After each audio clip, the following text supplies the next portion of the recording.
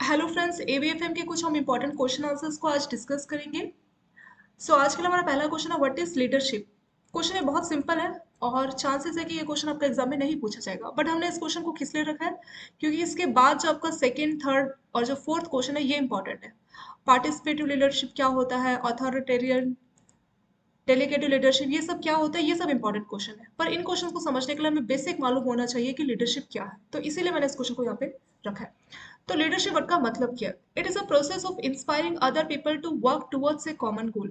तो लीडरशिप जो है, इसमें लीडर क्या करता है, जो लोग उसके अंडर काम कर रहे हैं लीडर के अंडर, वो बाकी लोगों को क्या करता है, इंस्पायर करता है। किस चीज के लिए इंस्पायर करता है?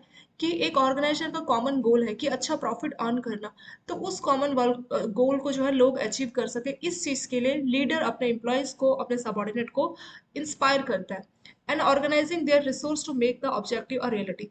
तो जो भी रिसोर्सेज है उनको इस तरह से ऑर्गेनाइज कर रहा है लीडर कि जो ऑर्गेनाइजेशन है उसके ऑब्जेक्टिव को रियलिटी में कन्वर्ट किया जा सके। तो लीडरशिप सिंपल टर्म में अगर हम बोलना चाहें तो इसमें लीडर क्या करता है, जो लोग उसके अंडर काम कर रहे हैं उनको इंस्पायर कर रहा है। मतलब लीडर के अंडर अगर आप कोई भी काम करेंगे तो आपको बहुत मोटिवेशन फील होगा। आपका जो है काम करने का मन करेगा, आपको काम बोरिंग नहीं लगेगा। अगर आपको कोई परेशानी हो रही है तो आप अपना फीडबैक अपने लीडर के साथ शेयर कर सकते हो और वो फिर आपको उसका रिजोल्यूशन भी देगा। तो कई तरह से जो है लीडर अपनी टीम को, अपने सबॉर्डिनेट को सपोर्ट करने का काम करता है। तो लीडरशिप के अंडर अगर आप काम कर रहे हैं तो आप खुद को बहुत इंस्पायर, बहुत मोटिवेशन जो है फील करेंगे काम करते टाइम पे। और हर टाइम आपको एक प्रोटेक्टिव मतलब लगेगा कि कोई भी अगर हमें डाउट है, कोई परेशानी है तो अपने मैनेजर से आके पूछ सकते हैं। इसी का अपोजिट एक होता है मैनेजरियल स्किल। तो मैनेजरियल स्किल्स में वो आपको प्रेशराइज, मतलब आपको फोर्सफुली काम कराएगा कि आपका ये टारगेट है, ये आपको पूरा करना है। अगर आपको कोई डाउट है तो बोलेगा अपने फ्रेंड से आप कॉल कॉल करके पूछ लो, कहीं और से पूछ लो। तुम्हें इतने साल हो गए काम करते हुए बैंकों में, तुम्हें ये मालूम होना चाहिए। तो मतलब एक मैनेजर आपको सिर्फ फोर्सफुली, मतलब आपके दिमाग में एक स्ट्रेस क्रिएट करेगा और फिर कोशिश करेगा कि डर बिठा के काम निकलवाया जाए। तो यही मेन डिफरेंस है लीडर और मैनेजर में, कि अगर आप लीडर के अंडर काम कर रहे हैं तो आपको बहुत मोटिवेशन फील होगा। अगर आप मैनेजर के अंडर काम कर रहे हैं तो आप बहुत फोर्स के साथ, बहुत टेंशन और स्ट्रेस के साथ जो है काम करेंगे। और इसकी जो ये जो टर्म है इसको डिफाइन किया था डेविस के द्वारा, केथ डेविस। इन्होंने बोला था the capacity to convince other. मतलब ये कैपेसिटी कि आप दूसरों को कन्विंस कर पा रहे हैं, कि आप दूसरों को कन्विंस कर पा रहे हैं कि वो आपके गोल को पूरा करने के लिए जो है काम करे, ऑर्गेनाइजेशन के गोल को पूरा करने के लिए काम करे। तो वही इसमें आपका हो जाएगा लीडरशिप। लीडरशिप मॉडल की बात करते हैं। A leadership model that is grounded in theory and serve as a theoretical framework for how to best manage person. मतलब लीडरशिप मॉडल में बताया जाता है कि कैसे पर्सन हो गया आपका, इंडिविजुअल्स आपके स्टाफ, ठीक है, उनको किस तरह से मैनेज करना है। तो एक थियोरेटिकल मॉडल के तौर पे आपका लीडरशिप मॉडल काम करता है।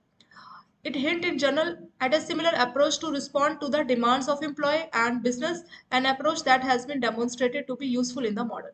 तो इसमें देखा जाता है कि आपके एम्प्लॉयज की क्या डिमांड है, बिजनेस की क्या डिमांड है, और उनको वो सिमिलर अप्रोच के साथ देखता है और उसी हिसाब से जो है रिस्पॉन्ड करता है। तो वो हो जाएगा हमारा लीडरशिप मॉडल। नेक्स्ट हमारी टर्म है leadership qualities. A leader possess many different attributes which combine to make him appealing to followers and effective in their work। तो इससे क्या होता है कि लीडरशिप क्वालिटीज अगर किसी भी इंडिविजुअल में है, किसी भी मैनेजर में है, तो ये मतलब ये जो भी अलग अलग एट्रीब्यूट्स है वो मिलकर उसकी क्वालिटी बनाते हैं। और अगर हम सबको कंबाइन करते हैं तो उसके फॉलोवर्स जो है उसको पसंद करते हैं, अपने लीडर को पसंद करते हैं, वो उससे इंस्पायर होते हैं, उससे मोटिवेटेड फील करते हैं। तो लीडरशिप मतलब ये आपके अंदर की क्वालिटीज है जिससे आप बाकियों को इंस्पायर कर पाते हैं, बाकियों को आप मोटिवेट कर पाते हैं। चलिए, बेसिक तो हमने देख लिया। अब नेक्स्ट क्वेश्चन पे आ जाएगा आपका, व्हाट इज ऑथोरिटेरियन लीडरशिप। ये कौन से टाइप की लीडरशिप है? तो इसको आप समझ सकते हैं, ये जो वर्ड है इसका मतलब होता है बिल्कुल कंट्रोल करके रखना, सत्तावादी। ठीक है, तो इसमें सारा 100% कंट्रोल सिर्फ आपके लीडर के पास होता है। तो वो होगा आपका authoritarian leadership. A leader has the ability to set results and enforce expectations through the use of authoritarian leadership methods। तो इसमें लीडर के पास सारी की सारी पावर दी जाएगी। It is possible to have success with one man show in circumstances where one leader is the most knowledgeable member of the team। तो इसमें क्या होगा कि टीम में कई मेंबर्स हैं और उसमें आपका एक टीम लीडर होगा और वो बाकियों को मोटिवेट करेगा। Credibility would suffer as a result of limited input from the team if this method is implemented।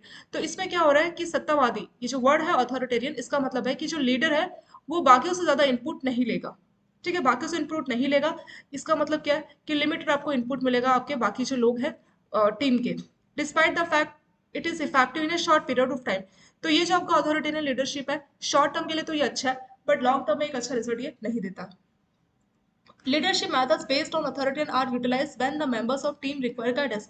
तो इस टाइप की लीडरशिप की जरूरत तब है जब बिल्कुल नए नए ज्वाइनी है और टीम के लोगों को गाइडेंस चाहिए, तब आपका अथॉरिटेरियन लीडरशिप वाला मॉडल इस्तेमाल करना चाहिए। तो इसमें सारी की सारी पावर, सारा कंट्रोल आपके लीडर को दिया गया है। और लीडर भी कैसा होना चाहिए? बहुत नॉलेजेबल होना चाहिए। इस केस में जो आपके सबॉर्डिनेट है, उनको किसी भी टाइप की गाइडेंस चाहिए, तो लीडर उनको हर तरह से जो है गाइड करता है।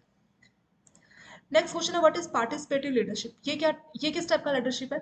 तो इसमें क्या होगा कि अल्टीमेट डिसीजन, फाइनल डिसीजन तो लीडर के पास ही होगा, लेकिन इसमें कोई भी चीजें होगी तो लीडर जो है सभी से पूछ के जो है बात करके उनके इनपुट्स लेके जो है एक डिसीजन लेगा। कोई भी किसी भी टाइप की चीज होगी, कुछ भी डिसीजन लेना होगा तो वो सबसे सबकी राय लेगा, जो भी टीम मेंबर्स है सबकी राय लेगा। इस केस में ऐसा नहीं था। जो हमने यहाँ देखा था, इस केस में जो बाकी लोग हैं उनको इतना नॉलेज नहीं है।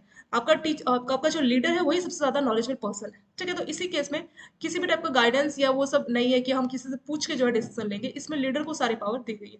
बट ये जो आपका सेकंड मॉडल है, पार्टिसिपेटिव मॉडल, नाम से लग रहा है पार्टिसिपेशन, मतलब सबके साथ मिलके। तो ये वाला लीडरशिप मॉडल कब इस्तेमाल किया जाता है? जब लीडर क्या करता है, अपने जो सबॉर्डिनेट है, जो टीम मेंबर्स है, उनसे पूछ के कोई फाइनल डिसीजन ले रहा है, उनसे पूछ के काम को कर रहा है। और अगर हम फाइनल डिसीजन की बात करेंगे तो फाइनल डिसीजन जो अल्टीमेट है वो तो लीडर के हाथ में ही होगा, लेकिन जो टीम मेंबर्स है उनकी भी इसमें राय ली जा रही है। तो पार्टिसिपेटिव लीडरशिप यही इस तरीके से जो है काम करता है। The most common thing is to have everyone on the team involve in the decision making. तो इससे पहले वाले में ऐसा नहीं था।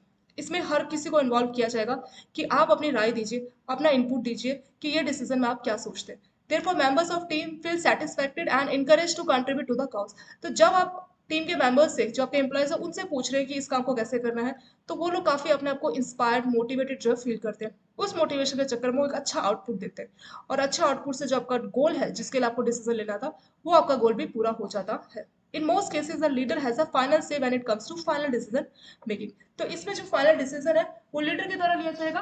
बट लीडर अपने जो टीम मेंबर्स हैं, आपके जो सबॉर्डिनेट है, जो लीडर के अंडर काम कर रहे हैं, वो उनसे पार्टिसिपेट करके जो है उनकी राय जान के डिसीजन इसमें लेता है। नेक्स्ट है, व्हाट इज डेलीगेटिव लीडरशिप? ये उससे एक और वर्जन आ गई। तो इसमें जो है सारी की सारी पावर टीम मेंबर्स को दे दी गई है। सबसे पहले वाले में तो सारा 100% कंट्रोल लीडर के पास था। सेकंड में कुछ 50-50 था। इसमें जो है टीम मेंबर्स को काफी पावर दे दी गई है। वो हो जाएगा आपका डेलीगेटिव leadership. Delegated leadership is a representative leadership style that focus on delegating initiative to team members, and the style is known as laissez-faire leadership। तो इसका एक और भी नाम है laissez-faire leadership। इसमें क्या होता है कि जो टीम मेंबर्स है उनको ही सारी पावर दे दी जाती है कि ये टारगेट है, इसको आप अपने हिसाब से जो है पूरा कर लीजिए। This strategy has the potential to be successful. ये वाली जो स्ट्रैटेजी है डेलीगेटिव वाली, ये सक्सेसफुल हो सकती है provided the members of team are knowledgeable. तो इस केस में जो टीम के मेंबर्स है उनके अंदर प्रॉपर नॉलेज होनी चाहिए। विलिंग टू एक्सेप्ट रिस्पॉन्सिबिलिटी, इसमें उनको रिस्पॉन्सिबिलिटी वाला काम दिया जा रहा है, क्योंकि सारा कुछ उनको कोई कंट्रोल नहीं है। लीडर ने उनको काम बता दिया, अब उनको खुद से करना है। तो उनके अंदर नॉलेज होनी चाहिए, जो टीम मेंबर्स है उनके अंदर विलिंग होना चाहिए, मतलब उनको राजी होना चाहिए कि वो अपनी रिस्पॉन्सिबिलिटी को लेंगे। And like the opportunity to work on their on. तो कुछ लोग होते हैं कि आप उनको बोलो कि इस काम को खुद से कर लो, तो उसमें ज्यादा मोटिवेटेड फील करते हैं और अपने नई नई जो है स्किल्स यूज करके उस काम को अच्छे से करके देते हैं। इसके बदले कि आप उनको इंस्ट्रक्शन दे रहे हो कि इसको ऐसे करो या वैसे करो, तो वो उस बात को ज्यादा प्रेफर नहीं करते। तो डेलीगेटिव लीडरशिप क्या बोलता है कि जो एम्प्लॉयज है उनको आप बता दीजिए कि ये वाला काम है, इसको आपको पूरा करना है। बट उसके लिए जरूरी है कि जब भी हम अपनी ऑर्गेनाइजेशन में डेलीगेटिव लीडरशिप वाला मॉडल इस्तेमाल कर रहे हैं, तो हमें इस बात का ध्यान रखना होगा कि जो हमारे एम्प्लॉयज है, जो हमारे टीम मेंबर्स है, उनके अंदर प्रॉपर नॉलेज होनी चाहिए। काम करने के लिए वो लोग राजी होने चाहिए। अपॉर्चुनिटीज आप उनको दे रहे हैं, रिस्पॉन्सिबिलिटीज आप उनको दे रहे हैं, तो उस रिस्पॉन्सिबिलिटीज के लिए उनको विलिंगनेस शो करनी चाहिए। और जो है like the opportunity to work on their own, तो ये वो वाले एम्प्लॉयज होने चाहिए जो खुद से काम करना पसंद करते हैं। Despite this fraction among the members, तो कई बार ऐसा भी होता है कि टीम में मान लीजिए 10 मेंबर्स है, तो उसमें से एक दो मेंबर, ठीक है, तो fraction among the members of the team might cause the group to break apart and go in direction different direction. तो कई बार ऐसा भी हो सकता है कि टीम में 10 लोग हैं और आपने उनको बोला कि अपना अपना जो है काम कर लीजिए, तो उसमें से एक या दो लोग ऐसे हो सकते हैं जो डिफरेंट डायरेक्शन में जा सकते हैं। ठीक है, ये जो उनको जो गोल दिया उसको पूरा नहीं करेंगे, which can result in lack of inspiration and low morale. तो जो which can result in lack of, तो इससे क्या है, बाकी के जो लोग हैं उनमें भी जो है इंस्पिरेशन, मॉरल ये कम देखने को मिलेगा। तो ये उसके जो है नेगेटिव पॉइंट्स उन्होंने यहाँ पे बताए। मतलब इसको बिल्कुल वैसे ही है कि आपका बॉस आपको बोलता है कि आप कुछ मत करो, इसको कुछ मत करो। आप लोग जो है, मैं आपको कुछ इंस्ट्रक्शन नहीं दे रहा, आपको ये काम मालूम है, आपको उसको खुद से करना है। तो जो काम करने वाले होंगे, नॉलेजेबल होंगे, रिस्पॉन्सिबल होंगे, तो वो रिस्पॉन्सिबिलिटी लेंगे और काम करेंगे। बट उसमें एक दो ऐसे भी आपके टीम मेंबर्स होंगे जो काम नहीं करेंगे, जो डिफरेंट डायरेक्शन में जाएंगे। तो इससे क्या होगा, which can result in lack of inspiration and low morale. तो मॉरल जो है लो मॉरल देखने को मिलेगा, और ग्रुप का जो है ब्रेकडाउन होने का भी चांस है। तो ये हो जाएगा हमारा डेलीगेटिव लीडरशिप। नेक्स्ट क्वेश्चन है, what is transition leadership. Transition leadership क्या होता है? Transition between a leader and his followers including incentive and other commitments are utilised by the transition leadership model to accomplish the goal. तो इसमें क्या होगा कि जो लीडर है और जो फॉलोवर्स है, तो लीडर उनको बताएगा कि ये इंसेंटिव तुम्हें दिया जाएगा, ये सुविधाएं तुम्हें मिलेगी, ये फायदे होंगे अगर तुम इस गोल को पूरा करते हो।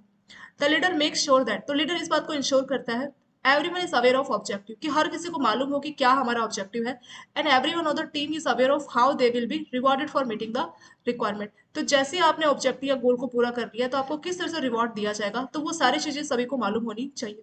This type of giving and taking is more concerned with adhering to existing routines and procedure in an accomplished manner as opposed to any creating any radical change inside the। तो इस वाले में जो आपका जो ट्रांजिशन लीडरशिप मॉडल है, ये आपका जो ट्रांजिशन लीडरशिप है, तो इसमें किसी भी टाइप की नई चीज की या कोई रेडिकल चेंज है उसको इसमें अपोजिशन किया जाता है। इसमें पहले से जो रूटीन और प्रोसीजर चले आ रहे हैं, तो उन्हीं को आपको फॉलो करना होता है, उसको आपको मानना पड़ता है। तो इस चीज पे जो है स्पेशल फोकस किया जाता है।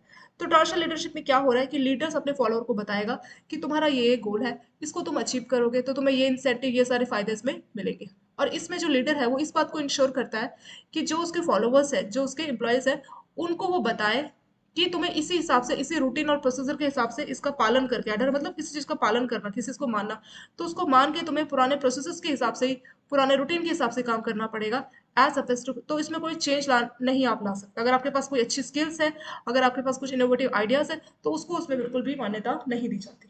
तो वही हो जाएगा हमारा ट्रांजिशन लीडरशिप। शॉर्ट में देखते हैं, इसमें पूरा का पूरा पावर दिया गया अथॉरिटेरियन वाले। ठीक है, तो अब आपके जो मेंबर्स हैं उनसे कुछ पूछा भी नहीं जाएगा, उनको बस इंस्ट्रक्शन दी जाएगी। पार्टिसिपेंट में उनसे उनकी राय जानी जाएगी कि आप किस तरह से सोचते हैं, तो वो काफी ज्यादा मोटिवेटेड फील करते हैं। डेलीगेटिव वाले में क्या हो रहा है कि इसमें पूरा का पूरा पावर जो है एम्प्लॉय को दे दिया गया, टीम को देता गया। तो ये वाला डेलीगेटिव लीडरशिप मॉडल तभी काम आ सकता है जब टीम के लोग क्या है, नॉलेजेबल है, काम को एक्सेप्ट करना, रिस्पॉन्सिबिलिटी को लेना पसंद करते हैं। उस वाले केस में डेलीगेटिव लीडरशिप वाला मॉडल काम करेगा। ट्रांजिशन लीडरशिप में क्या होगा कि लीडर अपने फॉलोअर को बताएगा कि ये काम तुम्हारे को करना है, ये हमारे गोल है, जैसे आप इस गोल को अचीव कर लेंगे तो आपको इंसेंटिव, ये सारी सुविधाएं इसमें मिलेगी। और आपको कुछ भी इसमें नया लेके नहीं आना, पुराने जो भी आपके प्रोसीजर्स या जो रूटीन चले आ रहे हैं उसी हिसाब से आपको काम को करना है, कोई भी नई चीजें आप इसमें नहीं लेके आ सकते। तो यही हो जाएगा हमारा transition leadership. Next question, what is difference between plan and strategy. Plan और स्ट्रेटेजी में क्या डिफरेंस होता है? Plan is the arrangement of pattern और प्रोग्राम और scheme for a definite purpose. किसी पर्पस के लिए आप कोई प्लान बनाते हैं। ठीक है, plan is very concrete in nature and does not follow. तो अगर आपने कोई प्लान बना लिया, मान लीजिए कोई प्लान आपने बनाया, प्लान ए, ये अच्छे से काम नहीं कर रहा आपका प्लान है, तो आप इसको बदल देते हैं, प्लान बी को लेके आते हैं। मतलब ये काफी कंक्रीट इन नेचर है, इसको आप बदल नहीं सकते। अगर आपको कुछ डाइवर्शन है, कुछ चेंज है, मतलब ये डायवर्शन अलाउ ही नहीं करता। अगर प्लान ए काम नहीं कर रहा, तो आपको जो है प्लान ए को आप बदल नहीं पाएंगे, इसके बदले आप कोई दूसरा प्लान जो है प्लान बी पे मूव ऑन करते हैं। ठीक है, विच में बी टोटली डिफरेंट। तो जैसे प्लान ए में मान लीजिए कुछ कमी है, तो प्लान को जनरली आप बदल नहीं सकते, ये एक टाइप का कंक्रीट इन नेचर है। या ये बोल सकते हैं कि इसमें आप कोई टाइप का डाइवर्शन अल्टरेशन नहीं कर सकते। प्लान ए में कुछ प्रॉब्लम है तो आपको पूरा इसको हटाना पड़ेगा, प्लान बी लेके आना पड़ेगा। और प्लान बी जो है प्लान ए से काफी डिफरेंट हो सकता है। तो वही हो गया हमारा प्लान। तो प्लान हमारा प्रोग्राम, स्कीम, किसी पर्पस के लिए बताता है। ठीक है, तो प्लान हमारा बिल्कुल बेसिक डॉक्यूमेंट हो गया। और जो भी हम प्लान बना रहे हैं, हमने किसी चीज के लिए कोई प्लान बनाया, अगर वो चीज अच्छे से काम नहीं कर रही, हमारा प्लान अच्छे से काम नहीं कर रहा, तो हम उसमें कुछ अल्टरेशन नहीं चेंज कर सकते, क्योंकि कॉन्क्रीट नेचर है। तो अब हम क्या करेंगे, हम उसके प्लान को ही बदल देंगे। प्लान ए अच्छे से काम नहीं कर रहा, तो हम प्लान बी के साथ जाएंगे। तो इस तरीके से जो है आपका प्लान काम करता है। नेक्स्ट है आपका strategy. Strategy on the other hand is a blue print, design और आइडिया यूज टू अकम्प्लिश। तो आपका कोई भी गोल है, उस गोल को कैसे आप अचीव करेंगे, तो उसको अचीव करने का पूरा ब्लूप्रिंट डिजाइन, वही आपकी स्ट्रैटेजी। Strategy is flexible. जैसे प्लान हमने कहा था ना, इसमें कुछ डाइवर्शन नहीं कर सकते, कुछ चेंज नहीं कर सकते, कुछ प्रॉब्लम है तो हमें प्लान ही बदलना पड़ेगा। बट ऐसा नहीं है, स्ट्रैटेजी में ऐसा नहीं है। स्ट्रैटेजी बहुत फ्लेक्सिबल है। अगर स्ट्रैटेजी में थोड़ी बहुत गड़बड़ है तो उसको हम चेंज कर सकते हैं। It open for adoption and change when needed. तो जब भी जरूरत पड़ेगी तो स्ट्रैटेजी में हम चेंज कर सकते हैं। Strategy is most useful when creativity, collaborations and innovations are of.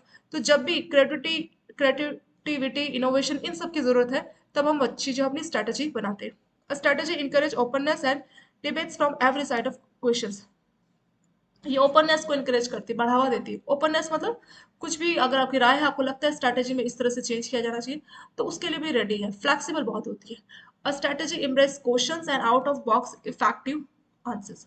तो कोई भी जो क्वेश्चंस अगर आउट ऑफ बॉक्स है उसके हिसाब से भी ये उसको इम्प्रेस करती है, उसको भी ये मानती है। कोई भी क्वेश्चन अगर आउट ऑफ बॉक्स पूछा जा रहा है और उसको मानती है और उसको देखने का, उसको जवाब देने का कोशिश करती है। तो यही हो गया बेसिक प्लान और स्ट्रैटेजी। स्ट्रैटेजी अगर हम बनाते हैं किसी भी गोल को अचीव करने के लिए, तो स्ट्रैटेजी क्या है, एक टाइप का ब्लूप्रिंट बोल सकते हैं, कोई लेआउट बोल सकते हैं, कोई डिजाइन या कोई आइडिया बोल सकते हैं, जिससे हम अपने गोल को अचीव कर पाते हैं। स्ट्रैटेजी बहुत फ्लेक्सिबल है। अगर हमारी स्ट्रैटेजी में कुछ प्रॉब्लम है तो हम अपनी स्ट्रैटेजी बदलेंगे नहीं, बल्कि हम उसमें अमेंडमेंट बल्कि हम अपनी स्ट्रैटेजी में क्या करेंगे, अमेंडमेंट करेंगे। और प्लान बिल्कुल इसका अपोजिट है। प्लान बहुत ज्यादा कंक्रीट इन नेचर है, इसको आप बदल नहीं सकते। अगर प्लान ए काम नहीं करेगा तो आप प्लान बी के साथ जाएंगे। प्लान ए में किसी भी टाइप का अमेंडमेंट जो है नहीं आप कर सकते।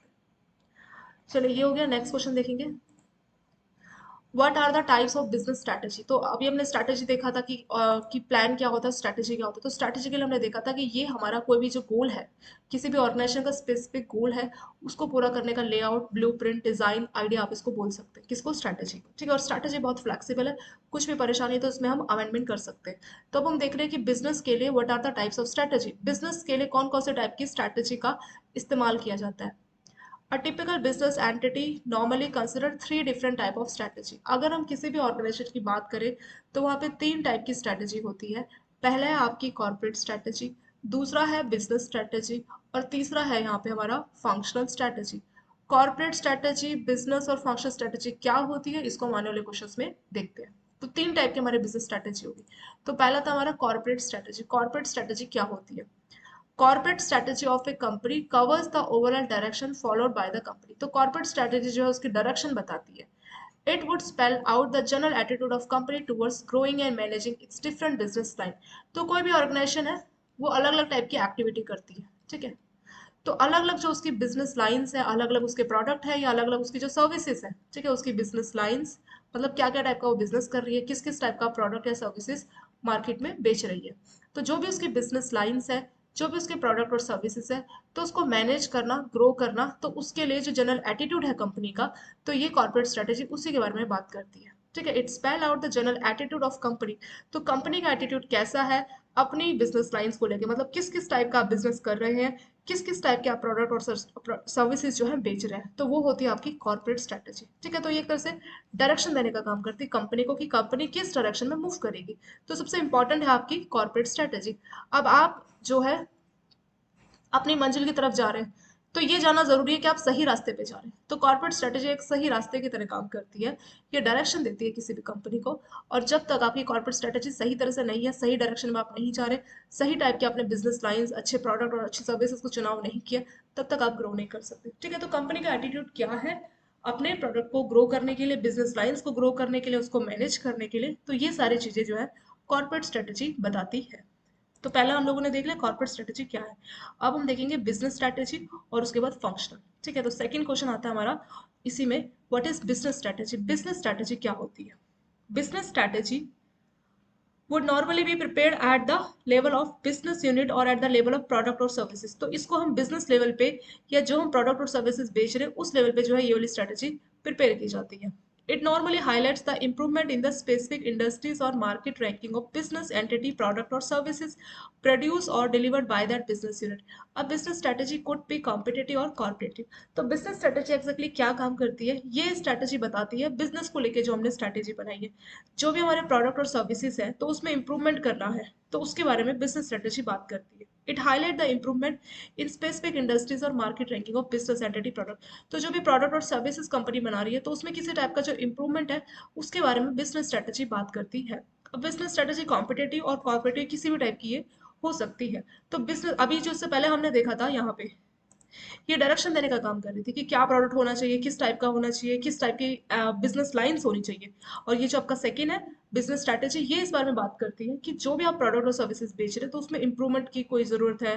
ठीक है, कुछ इंप्रूवमेंट किया जाना चाहिए, मार्केट रैंकिंग जो है बिजनेस एंटिटी का उसमें इंप्रूवमेंट की ज़रूरत है, तो उस बारे में आपकी बिजनेस स्ट्रैटेजी बात करती है। तो दो हम लोग देख चुके हैं, कॉर्पोरेट और बिजनेस। अब तीसरा नंबर आएगा हमारा फंक्शनल स्ट्रैटेजी का। चलिए इस पे आ जाते हैं। What is functional strategy? Functional strategy क्या होती है और ये किस तरीके से काम करती है? तो ये किसी भी ऑर्गेनाइजेशन की थर्ड टाइप की जो है स्ट्रेटजी होती है। Functional strategy refer to approach adopted by the functional area. तो ये वाली स्ट्रेटजी कौन अपनाता है? ऑर्गेनाइजेशन के अंदर जो फंक्शनल एरिया है, फंक्शन यानी जो प्रोडक्शन टीम है, जो चीजों को प्रोडक्ट और सर्विसेज को बना रही है, प्रोडक्शन टीम। तो प्रोडक्शन टीम जो स्ट्रेटजी इस्तेमाल करती है उसको आप फंक्शनल स्ट्रेटजी बोल सकते हैं। It refers to approach adopted by functional area for achieving the objective of business unit and company by maximizing the productivity of available resources। तो जो भी आपके पास resources है उसकी productivity को बढ़ाना, ठीक है, ताकि आप जैसा दा प्रोडक्ट जो है प्रोड्यूस कर सको। तो वहां पे जो आप स्ट्रेटेजी अपनाते हैं उसी को बोला जाता है फंक्शनल स्ट्रेटेजी। तो जो पहली वाली थी वो आपको डायरेक्शन देने का काम कर रही थी, दूसरी जो है प्रोडक्ट सर्विसेज के इंप्रूवमेंट की बात कर रही थी, तीसरी जो कि हमारी फंक्शनल स्ट्रेटेजी है ये इस बारे में बात करें कि कैसे हम अपने बिजनेस के गोल्स को अचीव कर पाएंगे और कैसे हम हमारे पास जो भी रिसोर्सेज है उनकी हेल्प से अपनी प्रोडक्टिविटी को ज़्यादा से ज़्यादा जो है चीज़ें प्रोड्यूस कर पाएंगे। मतलब रिसोर्सेज हमारे पास उतने ही है, मशीन्स मान लीजिए 10 है, ठीक है, स्टाफ वर्कर्स इतने ही है। तो इन 10 मशीन्स की हेल्प से, और मान लीजिए 1000 अगर वर्कर्स काम कर रहे हैं, तो इन 1000 वर्कर्स की हेल्प से, 10 मशीन की हेल्प से हम कैसे मैक्सिमम प्रोडक्टिविटी ले पाएंगे, तो उसके लिए हमें कौन सी स्ट्रैटेजी अपनानी चाहिए, उसी को हम बोलेंगे फंक्शनल स्ट्रैटेजी। ठीक है, ये क्वेश्चन भी यहाँ पे हमारा हो गया। नेक्स्ट क्वेश्चन है what is environmental scanning? Environmental scanning क्या होता है और ये किस तरीके से काम करता है? ये क्वेश्चन आपका एग्जाम पॉइंट के लिए इंपॉर्टेंट आप बोल सकते हैं। इन्वायरमेंटल स्कैनिंग का मतलब है हम अपने इन्वायरमेंट को स्कैन कर रहे हैं। कौन सा इन्वायरमेंट? जो भी हमारे ऑर्गेनाइजेशन, ये हमारे ऑर्गेनाइजेशन है, उसका इंटरनल इन्वायरमेंट और उसका बाहर का, जिसको हम लोग बोल सकते हैं एक्सटर्नल इन्वायरमेंट। तो किसी भी ऑर्गेनाइजेशन के इंटरनल एंड एक्सटर्नल इन्वायरमेंट को स्टडी करना, उसको समझना, वही होता है हमारा इन्वायरमेंटल स्कैनिंग। मतलब हम अपने इन्वायरमेंट को क्या करेंगे? स्कैन करेंगे। This refers to monitoring, evaluations, disseminations of information received from internal and external environment। तो जो भी हमारी ऑर्गेनाइजेशन का इंटरनल इन्वायरमेंट है और जो बाहर का इन्वायरमेंट है, वहां से जो भी हमारे को इन्फॉर्मेशन मिली, उन सबको हम क्या कर रहे हैं? मॉनिटर और इवेल्यूशन उसमें कर रहे हैं। The information is provided to the key people in the organisation. तो जो की पर्सन है जिनको वो इन्फॉर्मेशन दी जा रही है, और with the overall objective identify both internal and external strategic factors. किस पर्पज के लिए हम की पर्सन को इन्फॉर्मेशन दे रहे हैं? ताकि कोई भी इंटरनल या एक्सटर्नल स्ट्रेटेजी है वो उनको बनाए which can impact the future of organisation. तो इसमें समझना पड़ेगा कि हमारा इंटरनल ऑर्गेनाइजेशन में जो है क्या इन्वॉल्वमेंट है, इंटरनल इन्वॉल्वमेंट में क्या चीज़ें हैं, क्या इन्फॉर्मेशन, और एक्सटर्नल में क्या इन्फॉर्मेशन है, वो सारी इन्फॉर्मेशन की पर्सन को दी जा रही है ताकि वो उसको लेकर जो है डिसीजन ले। इसका एक एग्जांपल है, SWOT analysis is one of the easiest way of conduct. अगर आप इन्वायरमेंट की स्कैनिंग करना चाह रहे हैं तो आप क्या कीजिए? आप SWOT एनालिसिस कर लीजिए। तो सबसे बेस्ट एग्जांपल इन्वायरमेंटल स्कैनिंग का हो गया आपका SWOT एनालिसिस। ये भी काफी इंपॉर्टेंट है, SWOT एनालिसिस क्या होता है। इसके ऊपर क्वेश्चन हम पहले वाली वीडियो में ऑलरेडी डिस्कस कर चुके हैं, जो क्वेश्चन आंसर वीडियोस है। ठीक है, तो SWOT के बारे में थोड़ा सा देखते हैं।